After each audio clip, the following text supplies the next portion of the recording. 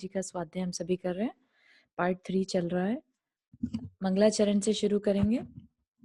सिद्धं संपूर्ण भव्यार्थ सिद्धेः कारणमुत्तमं प्रशस्त दर्शन ज्ञान चारित्र प्रतिपादिनं सुरेंद्र मुकुटाश्लिष्ट पाद पद्मांशुकेशरं प्रणमामि महावीर लोकत्रितय मंगलम्।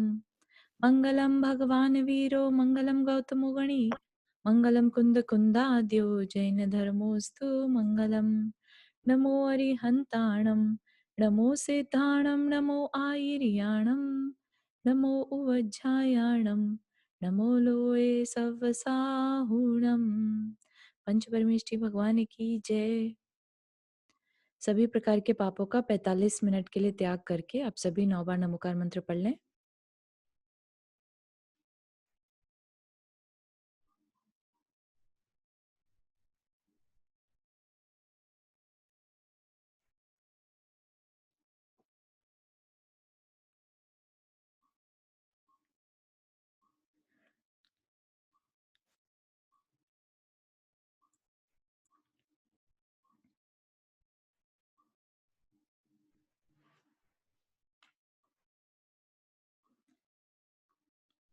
चलिए, तो हम देख रहे हैं अभी जो प्रसंग चल रहा है वो है राम जी जो है सीता आरिका के जाने के बाद अब केवली जो भगवान है, केवली महाराज है, मुनि महाराज है, उनसे पूछ रहे हैं, है ना? और वो उनको धर्म का उपदेश दे रहे हैं। तो हमने कल के उसमें देखा था सम्यक दर्शन के बारे में कि उसको शुद्ध रखने का क्या उपाय है। फिर कह रहे हैं यहाँ पर सर्वज्ञ के शासन में कही हुई विधि के अनुसार सम्यक ज्ञान पूर्वक जित इंद्रिय मनुष्य के द्वारा जो आचरण किया जाता है वह सम्यक चारित्र कहलाता है। तो सर्वज्ञ के शासन में सर्वज्ञ हो गए हमारे वीतराग सर्वज्ञ है ना, जो केवल ज्ञानी है। सर्वज्ञ के शासन में कही हुई विधि के अनुसार जैसा बताया गया है वह क्या कहलाएगा? सम्यक ज्ञान, है ना? जैसा कहा है वह नॉलेज क्या कहलाएगी? सम्यक ज्ञान पूर्वक जितेंद्रिय मनुष्य जीत लिया है इंद्रियों को जिसने, यानी कि हमारे जिनेंद्र भगवान के द्वारा जो आचरण किया जाता है वह सम्यक चारित्र कहलाता है। जिन्होंने जीत लिया है आचरण इंद्रियों को, वो जैसा जैसा करते हैं उनको फॉलो करना सम्यक चारित्र कहलाता है। इसमें इंद्रियों का वशीकरण और वचन तथा मन का नियंत्रण होता है। इंद्रियों का वशीकरण मतलब इंद्रियों को वश में रखना। वश में रखना मतलब कि ऐसा नहीं कि मन में कुछ ख्याल आ रहा है कि कुछ खाया जाए अब, तो टाइम भी ना देखे और हम खाना शुरू कर दें। ऐसा वशीकरण होगा तो इंद्रियों के बस में हम उसके पीछे पीछे भागेंगे नहीं। जैसे बहुत सी इंद्रियां है ना, भौरा है, वो इंद्रिय स्मेल की वजह से अपनी जान तक दे देता है। या जो हिरण के बारे में आता है कि वो बहुत सुंदर म्यूजिक अगर उसको सुना दिया जाए तो फिर वो अपनी मृत्यु की भी परवाह नहीं करता, इस तरह से।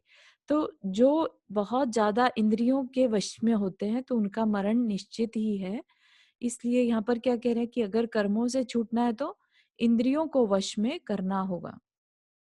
इंद्रियों का वशीकरण और वचन तथा मन का नियंत्रण होता है, वही निष्पाप अर्थात निर्दोष सम्यक चारित्र कहलाता है। सम्यक चारित्र कब होगा? जब इंद्रियों का वशीकरण होगा, तभी हमारे में हमेशा नियम, तप, है ना, संयम की बात की जाती है। क्योंकि अगर वो नहीं है और सब कुछ है, राइट, सब तुम्हारे पास वैभव है, सारे साधन है, लेकिन वश नहीं है इंद्रियों के ऊपर, तो वो सम्यक चारित्र नहीं कहलाएगा। सम्यक दृष्टि भले ही कह सकते हैं उसे, अगर उसको नॉलेज हो गई, ठीक है, पता है कि क्या सही क्या गलत, श्रद्धान भी है, लेकिन अगर वश करने के अंदर में इच्छा ना हो या उस पर चलना शुरू ना किया हो तो फिर वो सम्यक चारित्र नहीं कहलाएगा। फिर क्या कह रहे हैं? और क्या है सम्यक चारित्र? जिसमें न्यायपूर्ण प्रवृत्ति करने वाले त्रस्त स्थावर जीवों पर अहिंसा की जाती है उसे सम्यक चारित्र कहते हैं। तो ये डिफरेंट डिफरेंट वेज से चारित्र को की परिभाषा दे रहे हैं, सम्यक चारित्र कैसे कैसे कहलाएगा।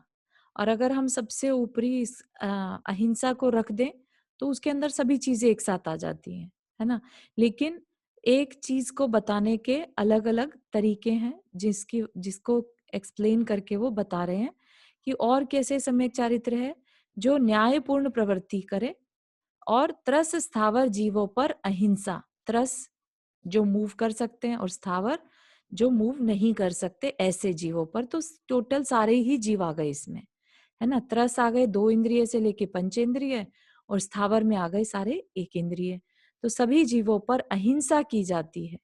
उनको बचाने की अंदर में प्रवृत्ति हो, अंदर में भावना हो, उसे सम्यक चारित्र कहते हैं। जिसमें मन और कानों को आनंदित करने वाले स्नेहपूर्ण, मधुर, सार्थक और कल्याणकारी वचन कहे जाते हैं, उसे सम्यक चारित्र कहते हैं। कि जो हित मित प्रिय वचन बोले, उसे भी सम्यक चारित्र कहते हैं। ठीक है? वाणी जो है कड़वी ना हो, बात करते समय दूसरे के हित की बात की जाए, सार्थक बात की जाए, कल्याणकारी वचन कहे जाएं, है ना? तो वह भी सम्यक चारित्र के अंदर ही आ जाएगा। एक तरह से आप इसको ऐसे भी ले सकते हैं कि इंद्रियों का जो सही यूसेज है, वो करा जाए, है ना? बोलने के लिए अगर वाणी मिली है तो हम अच्छा बोलें, सुनने के लिए अगर कुछ मिला है तो अच्छा सुने, है ना? धर्म का उपदेश सुने। तो सारी इंद्रियों का सही इस्तेमाल करना एक तरह से इंद्रियों का वशीकरण भी कहला सकता है। जिसमें अदत्त वस्तु के ग्रहण में मन वचन काय से निवृत्ति की जाती है तथा न्यायपूर्ण दी हुई वस्तु ग्रहण की जाती है, उसे सम्यक चारित्र कहते हैं। और क्या कह रहे हैं? जिसमें अदत्त, अदत्त मतलब बिना दी हुई वस्तु का ग्रहण करना, जैसे उसको उसको ग्रहण करने के भाव भी, भाव में मन वचन और काय से निवृत्ति, ना मन से किसी की अदत्त वस्तु हो गई एक तरह से चोरी, है ना? तो चोरी के भाव ना मन में हो, ना वचन में और ना काय से, तो उसे क्या कहेंगे? सम्यक चारित्र। तथा न्यायपूर्ण दी हुई वस्तु ग्रहण की जाए, उसे सम्यक चारित्र कहते हैं। तो चोरी आदि से जो में ना संलग्न हो, वह सम्यक चारित्र। तो दूसरे तरीके से ऐसे भी कह सकते हैं कि जो पांचों पापों से छूटा हो, है ना, वह सम्यक चारित्र। जहां देवों के भी पूज्य और महापुरुषों के भी कठिनता से धारण करने योग्य शुभ ब्रह्मचर्य धारण किया जाता है, वह सम्यक चारित्र कहलाता है। क्योंकि देव लोग भी जो है ना, वो ब्रह्मचर्य जल्दी से नहीं कर पाते, क्योंकि सबसे कठिन बोलते हैं सर, स्पर्शन इंद्रिय को कर पाना कठिन है। ब्रह्मचर्य सबसे कठिन व्रत कहलाता है। और देव भी जैसे जो इच्छा करते साथ ही जो कार्य हो जाए उनका, तो वो बहुत मुश्किल से कंट्रोल कर पाते हैं, है ना? तो इसलिए यहाँ पर कहा है कि देवों के भी पूज्य और महापुरुषों के भी कठिनता से धारण करने योग्य शुभ ब्रह्मचर्य धारण किया जाता है, वह सम्यक चारित्र कहलाता है।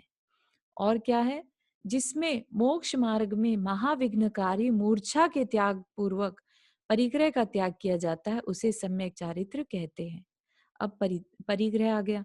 पहले अहिंसा आया था, फिर सत्य आ गया था, फिर मतलब जो वाणी से रिलेटेड था वो सत्य में आ गया, फिर चोरी, है ना, शील, और अब परिग्रह। तो पांचों पाप से भिन्न जो है वो सम्यक चारित्र है। तो महाविघ्नकारी, महाविघ्नकारी क्यों बताया उसे? क्योंकि मूर्छा, मूर्छा होता है एक तरह का नशा टाइप का, मूर्छा होती है ना जिसे सो जाते हैं, अनकॉन्शियस। तो अगर मूर्छा रहेगी, अनकॉन्शियसनेस रहेगी, तो सही बात समझ में नहीं आएगी। और एक मूर्छा क्या है कि जो परिग्रह है उसमें आसक्ति, ठीक है, कि ये मेरा है। तो ये मेरा वर्ड जो यूज होता है वो मूर्छा होगी तभी कहेंगे, है ना? नहीं तो यहाँ पर क्या किसी का, कुछ भी किसी का नहीं है। सोल तो बिल्कुल प्योर है और प्योर ही आई थी और प्योर ही आगे भी रहेगी, है ना? तो परिग्रह सोल का तो कुछ भी नहीं है। कर्म ही परिग्रह करते हैं और कर्म ये फीलिंग देते हैं कि ये मेरा है। तो ये एक तरह की मूर्छा होती है। तो उसका त्याग करना ही सम्यक चारित्र है। ठीक है? जिसमें मुनियों के लिए पर पीड़ा से रहित तथा श्रद्धा आदि गुणों से सहित दान दिया जाए। मुनियों के लिए, है ना, मुनियों के लिए पर पीड़ा से रहित मतलब कि ऐसा दान जिसमें दूसरे को तकलीफ ना हुई हो। ये नहीं कि हमने किसी का खींच के और मुनियों के लिए दान दे दिया। तथा श्रद्धा आदि गुणों से सहित दान दिया जाता है, उसे सम्यक चारित्र कहते हैं। जिसमें विनय, नियम, शील, ज्ञान, दया, दम और मोक्ष के लिए ध्यान धारण किया जाए, उसे सम्यक चारित्र कहते हैं। तो जहां पर ध्यान होगा, जहां पर मोक्ष के लिए ध्यान होगा, ध्यान तो सभी कर सकते हैं, ध्यान हम भी कर सकते हैं, आर्त ध्यान हो, लेकिन तो क्या वो मोक्ष का कारण बनेगा? नहीं बनेगा। धर्म ध्यान और शुक्ल ध्यान जैसी हो, वहां पर उसे सम्यक चारित्र कहते हैं। और किस चीज के लिए ध्यान कर रहे हैं? विनय, नियम, शील, ज्ञान, ये सब पाने के लिए ध्यान किया जाए, तब उसे सम्यक चारित्र कहते हैं। इस प्रकार इन गुणों से सहित जिन शासन में कथित परम अभ्युदय का कारण जो सम्यक चारित्र है, कल्याण प्राप्ति के लिए उसका सेवन करना चाहिए। परम अभ्युदय क्या होता है? परम अभ्युदय बहुत भारी पुण्य, भारी पुण्य का जो कारण है वह सम्यक चारित्र है। और कल्याण प्राप्ति के लिए किसका कल्याण करने की बात करें यहाँ पर? हमारी आत्मा के आत्मा। कल्याण के लिए। हाँ, बहुत सुंदर। कल्याण, आत्मा की कल्याण की प्राप्ति के लिए उसका सेवन करना चाहिए, मतलब उसको धारण करना चाहिए। सम्यक दृष्टि जीव या शक्य चरित्र मतलब कितनी तरह की चीज होगी फिर तो? पूरा चरित्र पे ही बोला उसने, मतलब इन्होंने जिसमें। हाँ, ये डिफरेंट तरीके हैं, टाइप नहीं है, ये हाँ। सबको मिला देंगे। कोई एक भी अगर हम पकड़ के चलेंगे, जैसे अहिंसा ही पकड़ लें, तो उसमें भी हम्म, सारा कुछ समाहित हो जाता है एक्चुअली। ये सिर्फ समझाने के तरीके से अलग अलग लिया है ना। अच्छा। कल्याण के अंदर ही ब्रह्मचर्य भी आ जाएगा, राइट। जो भी चीजें हम्म। कल्याण के लिए हैं, तो वो सारी चीजें यहाँ पर भी आ जाएंगी, राइट। हाँ, दान दया शील हाँ, सभी आ ये गया सबसे इसमें। कल्याण है। तो एक हम्म, ही लाइन को अगर हम समझना चाहें तो उसी में सब कुछ समाहित हो जाता है, लेकिन यहाँ पर थोड़ा डिटेल में बता दिया, अलग अलग तरीके से बोलने का हम्म, तरीका अलग अलग है। हम्म, ठीक है। हाँ ठीक। फिर क्या कह रहे हैं? सम्यक दृष्टि जीव, जिसके पास सम्यक दर्शन हो, ऐसा जीव शक्य कार्य को करता है और अशक्य कार्य की श्रद्धा रखता है। परंतु जो शक्त अर्थात समर्थ होता है, वह चारित्र धारण करता है। तो यहाँ पर क्या कह दिया कि सम्यक दृष्टि जीव, हर एक कोई जरूरी नहीं है कि चारित्र को धारण कर ही पाए।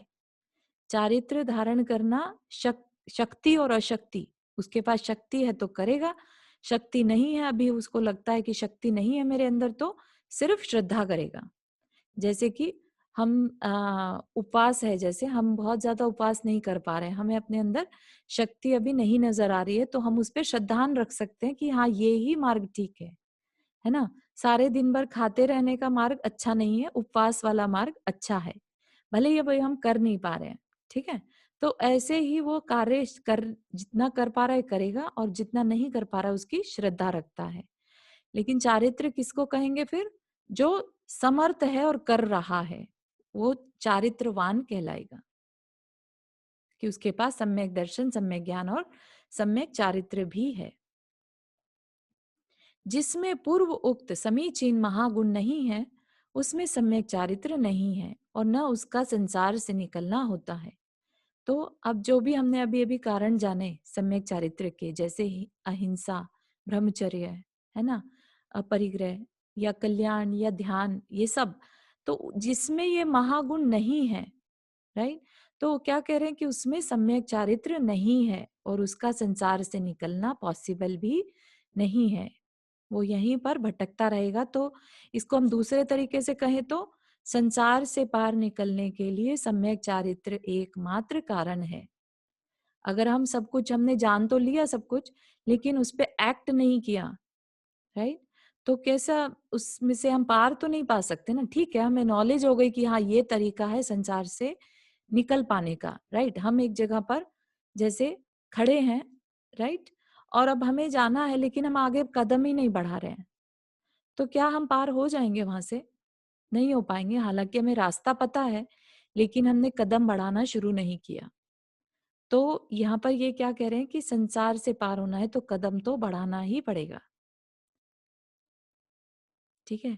जिसमें दया, दम, क्षमा नहीं है, संवर नहीं है, ज्ञान नहीं है और परित्याग नहीं है, उसमें धर्म नहीं रहता, उससे धर्म नहीं रहता।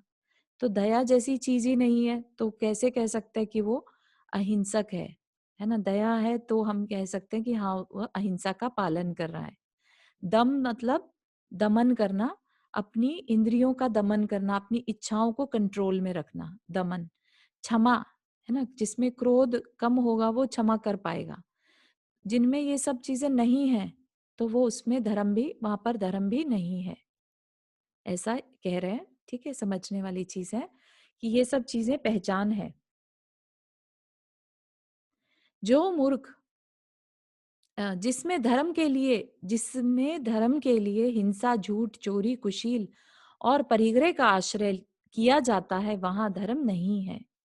अगर हम ये कहें कि हमें धर्म करना है इसलिए थोड़ी हिंसा कर लेते हैं या धर्म करना है इसलिए थोड़ा झूठ बोल लेते हैं, तो वो गलत होगा, वो धर्म नहीं है। जैसे हम देखते हैं ना कि अ, बलि चढ़ाते हैं, राइट? तो उसके वजह से कह रहे हैं कि ऐसी जगह जहाँ पर हिंसा हो रही है और धर्म के नाम पर हिंसा हो रही है, तो उसको धर्म कैसे कह सकते हैं? ठीक है ना? जो मूर्ख हृदय दीक्षा लेकर पाप में प्रवृत्ति करता है, उस आरंभी के न चारित्र है न उसे मुक्ति प्राप्त होती है। मूर्ख हृदय मतलब एक संबोधन है एक तरह से कि जो जिसने सीखा ही नहीं। मूर्ख हृदय मतलब जिसका हार्ट जो है बेवकूफ है, दीक्षा ले ली, दीक्षा लेकर पाप में प्रवृत्ति करता है। दीक्षा ले ली लेकिन पाप में, तो बाहर से दीक्षा दिख रही है उसकी, लेकिन अंदर में उसके पाप पड़ा हुआ है और पाप में ही प्रवृत्ति कर रहा है। तो उस आरंभी, आरंभी होता है जो पाप कार्य में लगा हो, उस आरंभी के न चारित्र है न उसे मुक्ति प्राप्त होती है। ठीक है, तो खाली ये क्या कहना चाह रहे हैं कि दीक्षा लेना कोई बड़ी बात नहीं है, लेकिन पाप में प्रवृत्ति छूटना बड़ी बात है। पाप में प्रवृत्ति छोड़ दी लेकिन दीक्षा नहीं ली तो चल जाएगा, लेकिन दीक्षा ले ली और पाप में प्रवृत्ति करी तो नहीं चलेगा। जिसमें धर्म के बहाने सुख प्राप्त करने के लिए छह काय के जीवों की पीड़ा की जाती है, उस धर्म से कल्याण की प्राप्ति नहीं होती।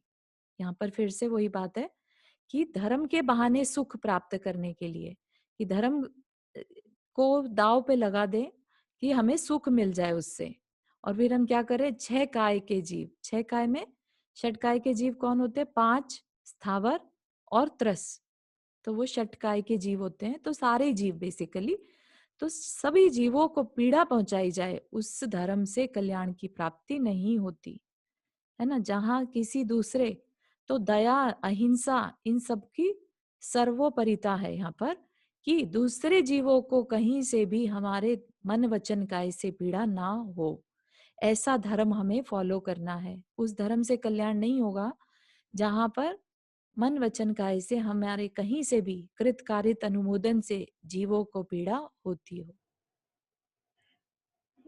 चारू जी, एक एक एक बात पूछनी थी। जी।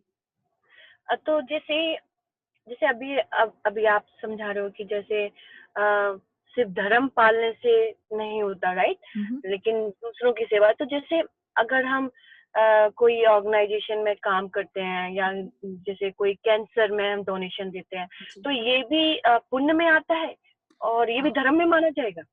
हाँ, धर्म वर्ड इसमें करुणा आएगा, ठीक है? इसमें हमारा कल्याण बहुत ज्यादा नहीं है, लेकिन नुकसान भी नहीं है, ठीक है? कल्याण कब होता है, जब हमारा गोल जो है वो अपनी आत्मा का हो, ठीक है? हम्म। तब कल्याण तेजी से है। और अगर हम ये समझे कि ठीक है, हमने हम में सक्षमता है, हम समर्थ हैं, हम दूसरों की हेल्प करें, ठीक है?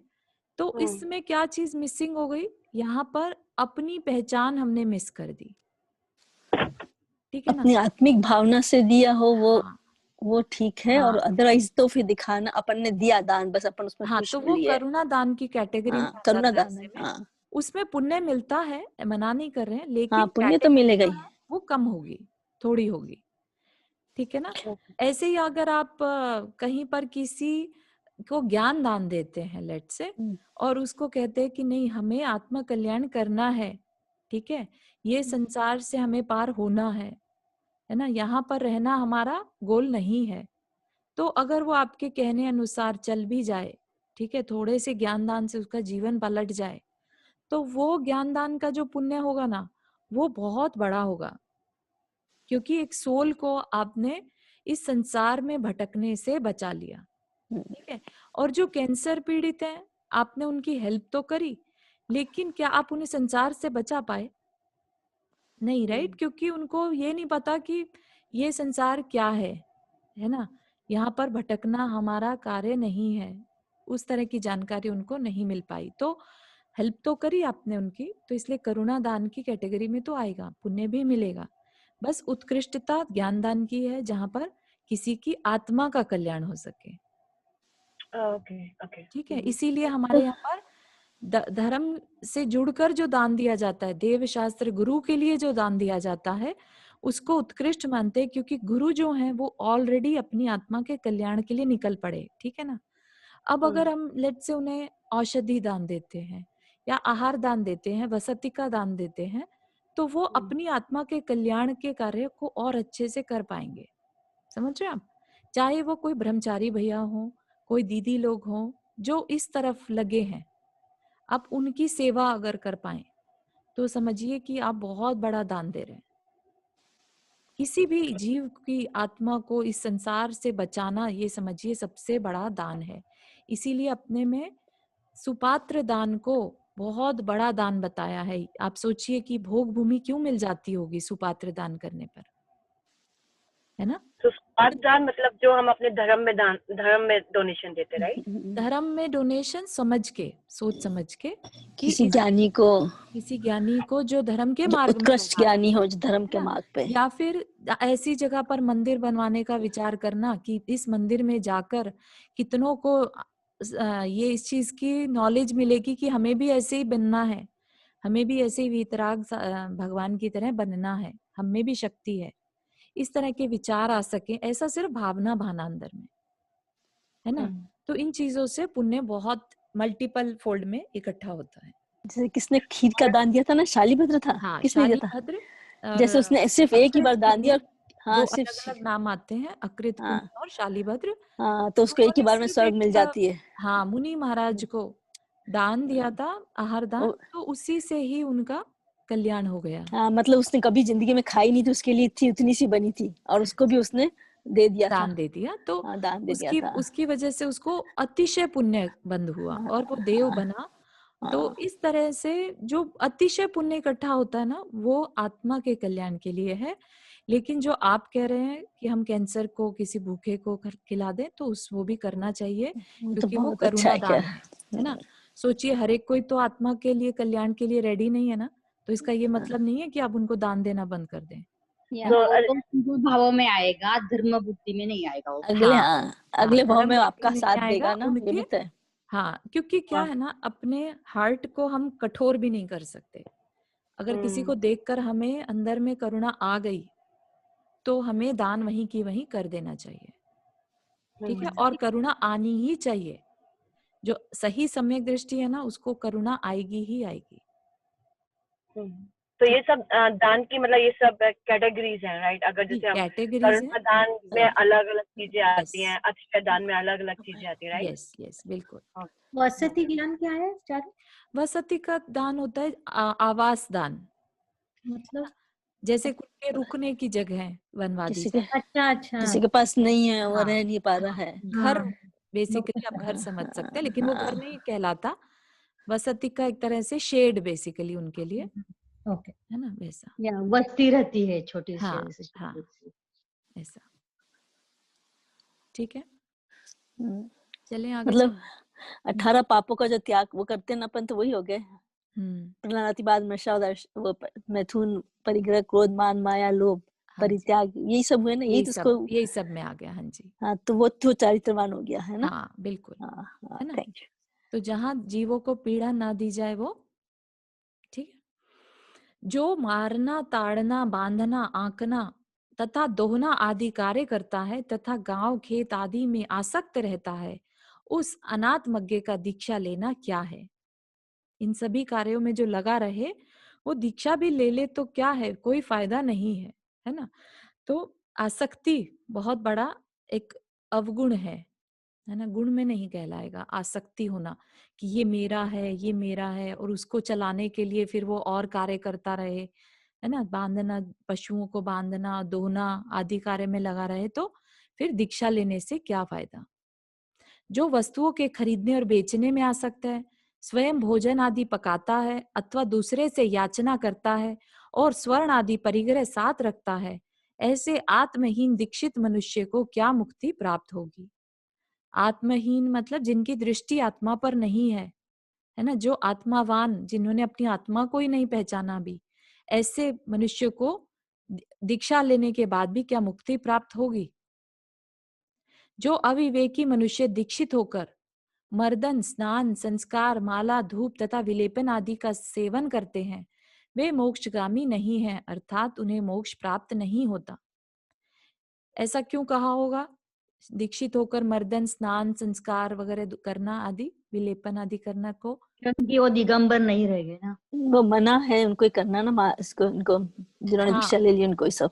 हाँ हाँ हाँ, सब कुछ आप हो इसके जाए पीछे आसक्ति का लॉजिक, आसक्ति का त्याग, हाँ आसक्ति रही रही ना, फिर भी उनको हाँ हाँ, हाँ आसक्ति रही, बिल्कुल। क्या मतलब। उनको हाँ, क्या है, देखिए, श्रृंगार कौन करेगा, राइट।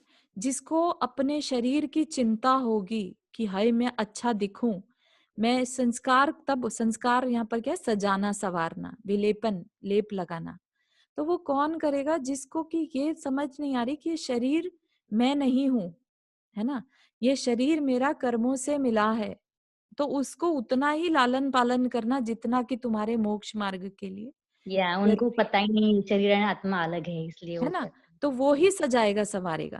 तो इस वजह से कहा है कि ऐसा अगर कोई दीक्षित होकर करता है तो उन्हें मोक्ष प्राप्त नहीं होता, उनकी दीक्षा लेना व्यर्थ है। जो अपनी बुद्धि से हिंसा को निर्दोष कहते हुए शास्त्र, वेश तथा चारित्र्य में दोष लगाते हैं, वे मूढ़ता से सहित हैं, अर्थात मिथ्या दृष्टि हैं। जो हिंसा को निर्दोष कहे, ऐसा कौन होगा जो हिंसा को निर्दोष कहेगा। हिंसा ही तो एक ऐसी चीज है जो सर्वोपरि पाप है, सबसे बड़ा पाप है ना।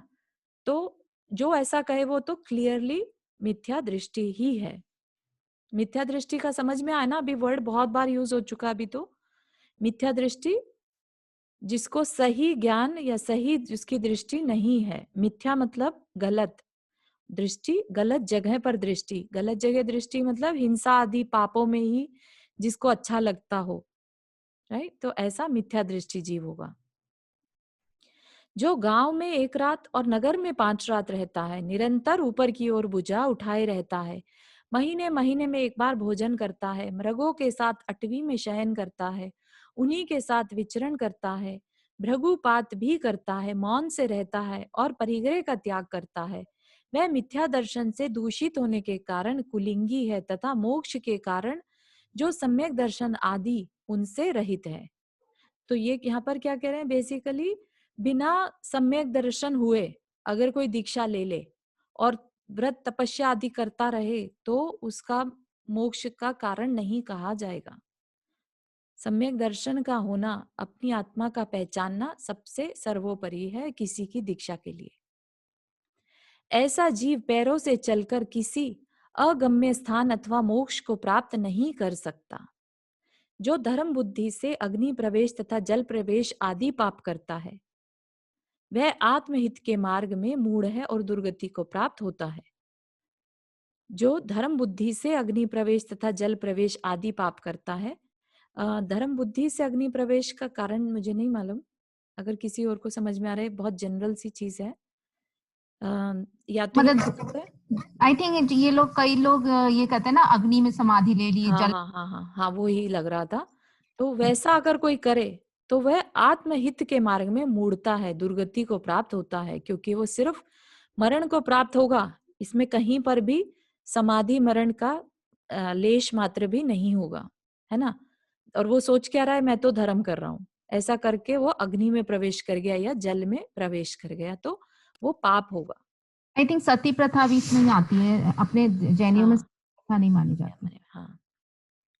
जो रौद्र और आर्त ध्यान में आसक्त है, काम पर जिसने विजय प्राप्त नहीं की है, जो खोटे काम करता है तथा उपाय से विपरीत प्रवृत्ति करता है, उसकी निंदित गति अर्थात कुगति होती है। तो ये हम सभी जानते हैं, रौद्र और आर्त ध्यान, ठीक है ना।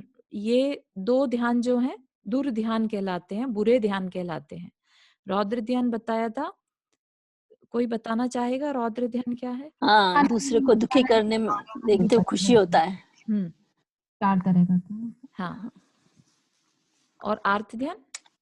आतदान, इष्ट वियोग और हाँ? दान, ये वाला दान ना, अपने अपने में इष्ट दुखी होना, हाँ, अपने इष्ट ही वियोग, अनिष्ट वियोग, पीड़ा चिंतन और बारे में। हाँ, हाँ, हाँ, हाँ। क्या क्या बोला,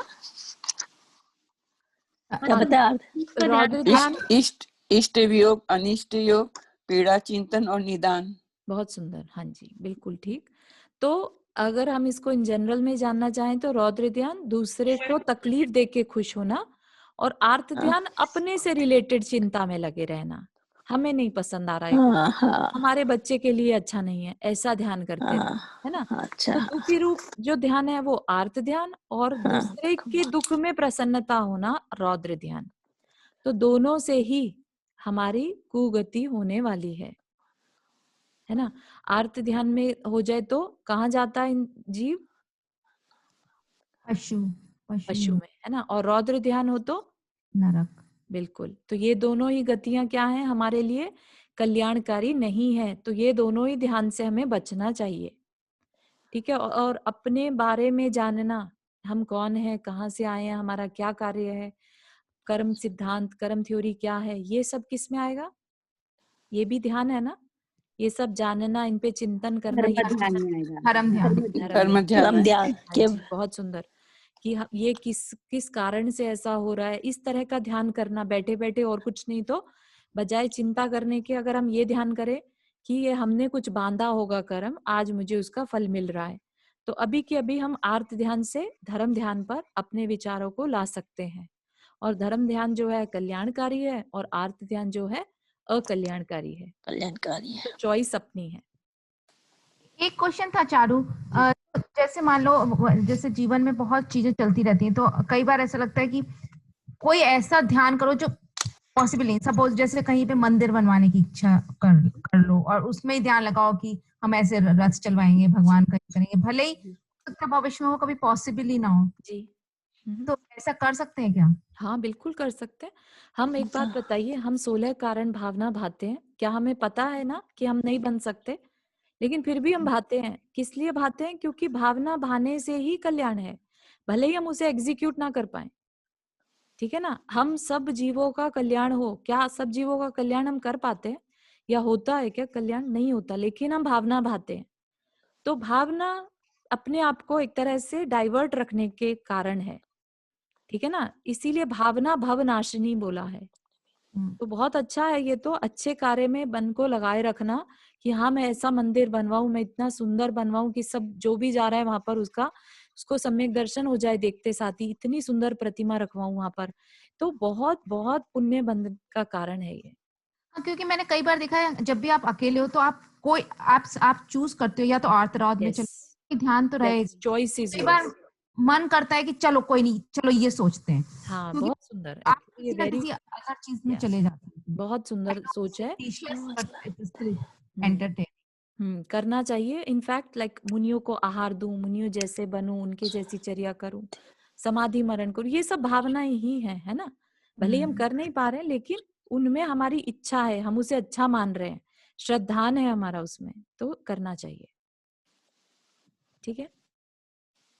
तो यहाँ पर क्या कह रहे हैं, जो रौद्र और आर्त ध्यान में आसक्त हैं, उन्हीं चीजों में लगे हैं, काम पर जिसने विजय प्राप्त नहीं की है, काम जो हमारे खाना पीना सोना मैथुन ये सब जो है काम में आता है, जिसने उस पर विजय प्राप्त नहीं की है, जो खोटे काम करता है तथा उपाय से विपरीत प्रवृत्ति करता है, उसकी निंदित गति अर्थात कुगति होती है ना। अब हमें अच्छे से क्लियर हो गया ये कि आर्तरोध ध्यान जैसी करेंगे तो कुगति होगी, इसलिए उससे बचने के लिए चाहे जो उपाय बने, है ना। जैसा भी प्राची दी ने कहा कि हमें अच्छे भाव करने हैं, नो मैटर व्हाट, कर पा रहे हैं नहीं कर पा रहे हैं, लेकिन अच्छा है तो अच्छा है ना। चाहे वह कैसा भी विचार हो, एक छोटे से विचार पे भी ध्यान को केंद्रित किया जा सकता है। बोलते हैं जैसा चिंतन वैसी पर्याय, बोलते बिल्कुल, जैसा चिंतन वैसा दर्शन, वैसे ही सृष्टि। हैं पर्याय। या हाँ, बहुत सुंदर।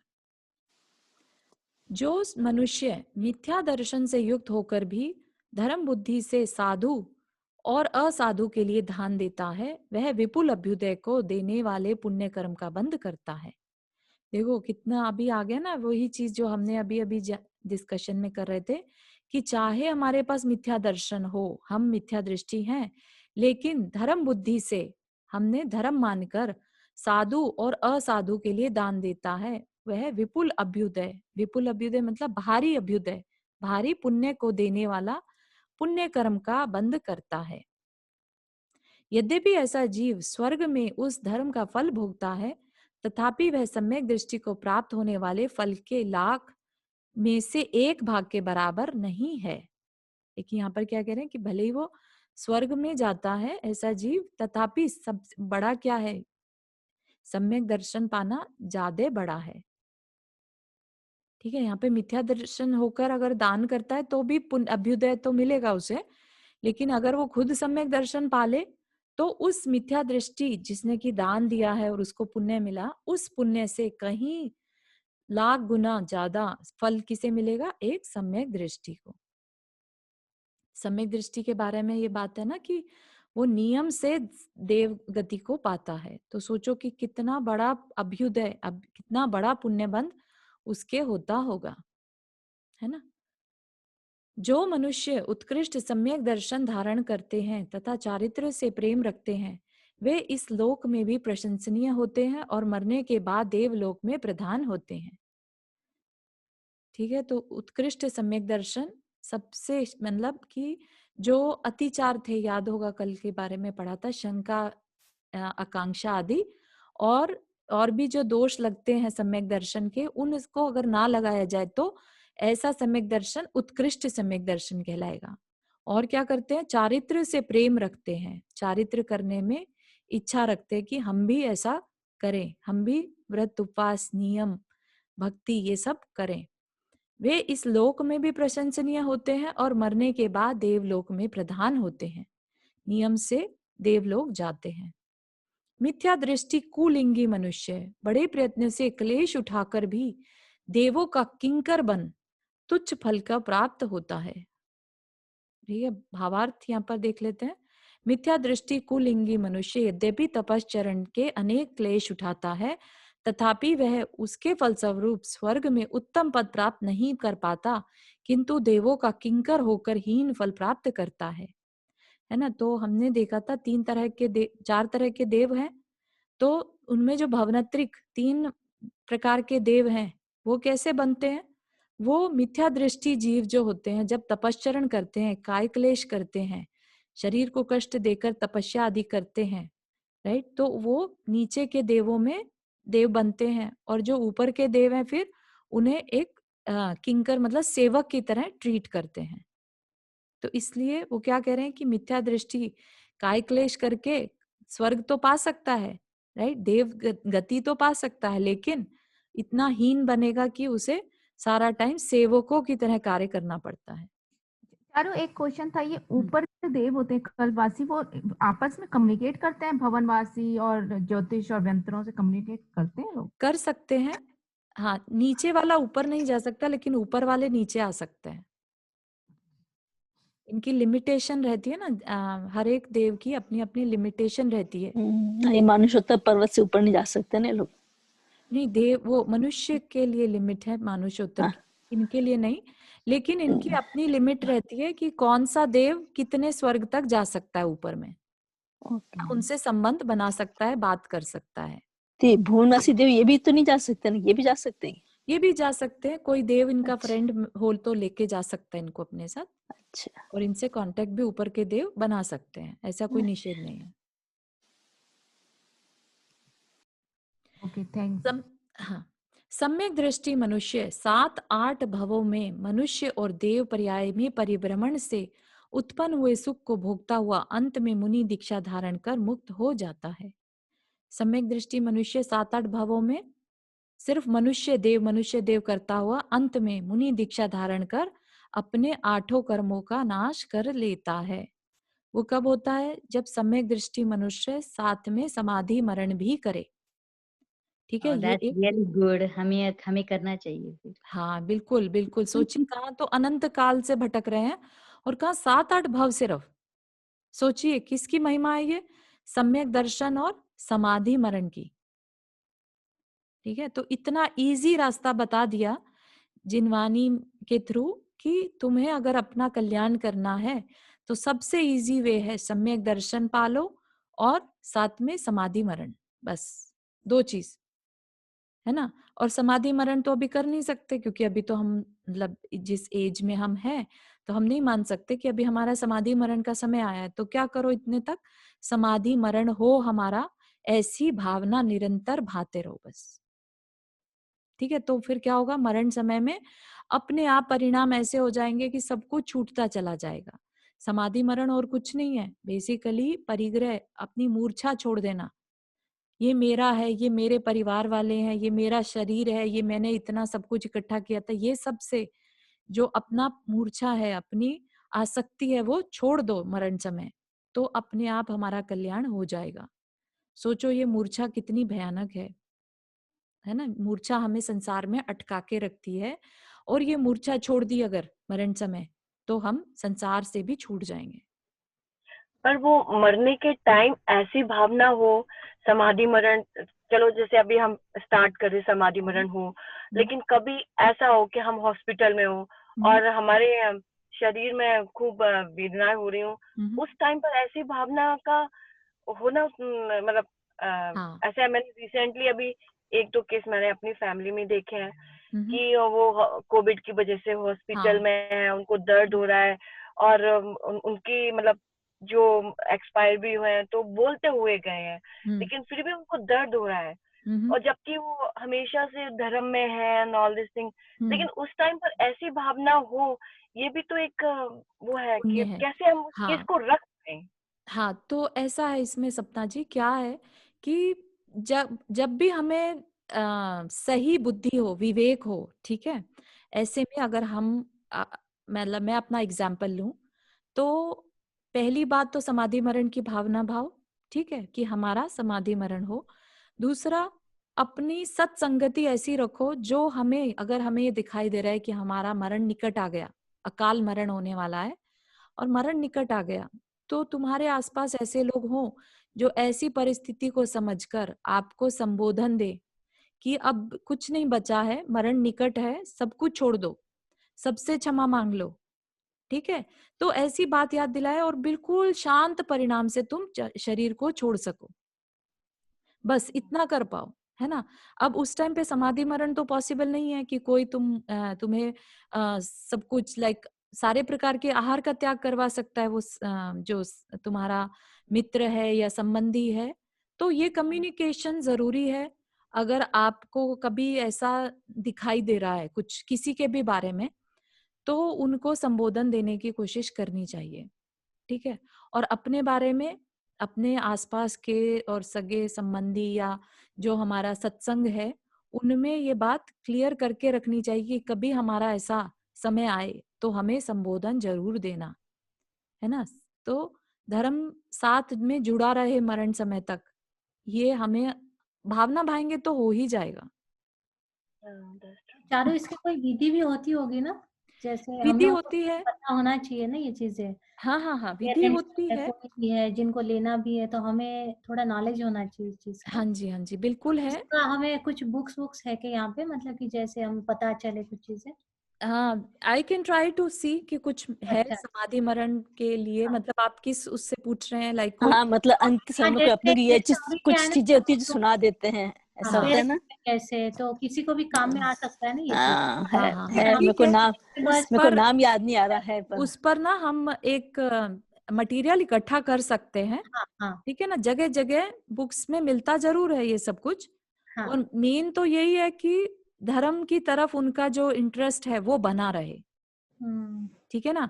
अब उनकी आसक्ति जो है संसार से छूटती रहे। उन्होंने जो अपनी एक पहचान बना ली कि मैं ये हूँ, राइट, मैं चारू हूँ, तो ऐसी पहचान खत्म हो जानी चाहिए। अब सिर्फ अपने आप को सोल मानना जरूरी है। समाधि तंत्र है, समाधि तंत्र समाधि तंत्र में है। अच्छा, श्री जी क्लास ले रहे हैं उसके समाधि तंत्र। अच्छा, श्री जी उसी पे क्लास ले रहे हैं, समाधि मरण पे, ये समाधि तंत्र ले रहे हैं। समाधि तंत्र पे। अच्छा, ठीक है, ठीक, समझ आ गया। हाँ, तो बहुत विषय है, लेकिन हम उसको सरल भाषा में स्प्रेड कर सकते हैं कि हाँ, कभी कोई जानकार ऐसा हो तुम्हारे केस में और वो हॉस्पिटल में हो, कुछ है, तकलीफ में हो, तो किस तरह से उसको संबोधन देना।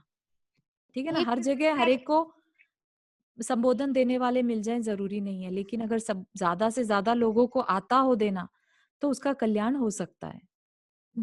तो एक चीज बस मैं ऐड करूंगी, और एक तो मैंने क्षमा सागर महाराज की उसमें पढ़ा था कि अगर धर्म को अपने जीवन में अंत तक रखना है तो अपने चारों तरफ ऐसे ही लोगों को रखो। हाँ, पंच में सत्संगति, तभी धर्म संभव है। बिल्कुल। और दूसरा मैंने देखा था, मेरे दादा दादी दोनों का हॉस्पिटल में डेथ नहीं हुई, लेकिन वो हमेशा ये कहते रहते थे, बेटा हमें हॉस्पिटल मत ले जाना, बेटा हमें हाँ, ले जाना। तो है हमको ना, भी वो जागृति। कम्युनिकेट करना है कि नहीं, हमें हॉस्पिटल नहीं जाना है, हम्म, हमको मरण स्वीकार है। ठीक है, अगर ऐसी स्थिति आती है तो हमको मरण स्वीकार है, तो बोलना पड़ेगा। इससे क्या होता है, अपना अपना मन भी पक्का होता है कि बिल्कुल, हाँ हमें कि भाई कम्युनिकेट हमको करना अंतिम पड़ेगा। समय में कोई वेदना मत करिए, मतलब हमको कुछ जैसे वो लगा रहे हैं, ये लोग सब लगाते रहते हैं ना वेंटिलेटर, वेदना तो सब कोई होती है। मतलब नहीं है। मैं नहीं ये आपको सब लगाओ। एक माता जी की समाधि सब लोग नहीं जानते अगर हैं। अपन मना कर दे तो नहीं लगाते डॉक्टर्स, मना कर दे अपन कि हम ये नहीं लगवाएंगे, हमको मत लगाइएगा। हाँ, तो हाँ लेकिन तो वो अपने अंदर दृढ़ता, यही तो अपना जीवन का उद्देश्य, हर दिन वो दृढ़ता बनानी पड़ती है। यस, वो लाइफ लॉन्ग दृढ़ता करनी पड़ती है, ऐसा नहीं कि लास्ट मिनट पे आ जाएगी। हाँ, लास्ट मिनट नहीं कर सकते आप, लास्ट मिनट में पहले तो से टूट जाता है आदमी। पूरा पहले से लाइफ बोला। लॉन्ग ये भावना भाएंगे ना, तब मरण समय हो जाए तो पॉसिबल हो पाता बहुत है। बड़ी बात है। अभी ज्ञान सागर महाराज जी की समाधि नहीं हो पाई ना, उनका पूरे लास्ट मिनट नहीं कर पाए, मतलब हाँ, उनका हाँ, हाँ, वो हाँ, इतने बड़े महाराज हैं। और हाँ जी, तब सुधा सागर महाराज जी ने यही बोला कि बस उनको वो आधार कार्ड नहीं मिला, वैसे तो वो स्वर्ग गए हैं, बहुत अच्छी। हाँ, हाँ, हाँ, हाँ, हाँ, तो मैं आपके साथ शेयर करती हूँ। गणेश प्रसाद वर्णी जी हुए अपने में बहुत पहले, सन 1950 ईस्वी में, ड्यूरिंग दैट टाइम। तो उनकी जो माता थी, उन्होंने बहुत सुंदर समाधि मरण किया। और जब मैंने वो चीज पढ़ी थी तो तब से मतलब मेरे अंदर एक भाव है, कांस्टेंट भाव है कि मुझे भी समाधि मरण हो तो उनके जैसा हो।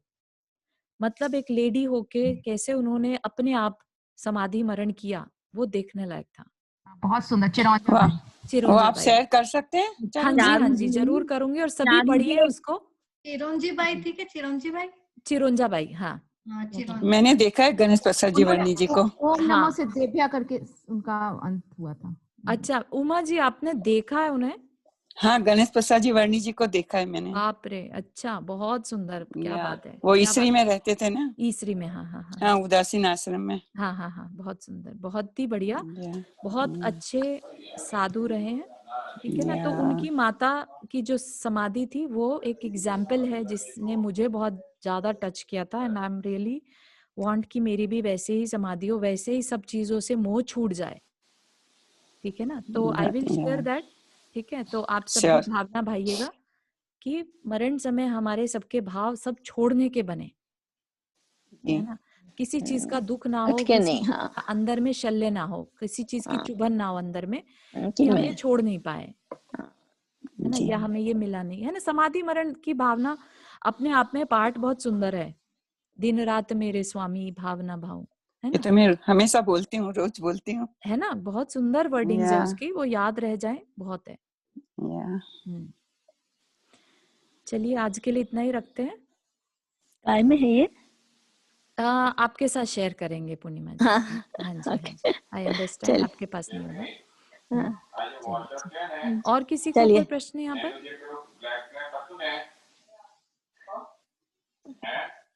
जिनवानी स्तुति कर ले। हाँ हाँ जावाणी के ज्ञान से ज्ञान से सुझे लो सुझे लो कालो, कालो, सोवाणी सोवनी मस्तक धरो मस्तक सदा में। देत हो दो। हे जिनवाणी भारती तो ही जपो दिन रैन, जो तेरा शरणा कहे सो पावे सुख चैन। नौबर्ण मुखरमन।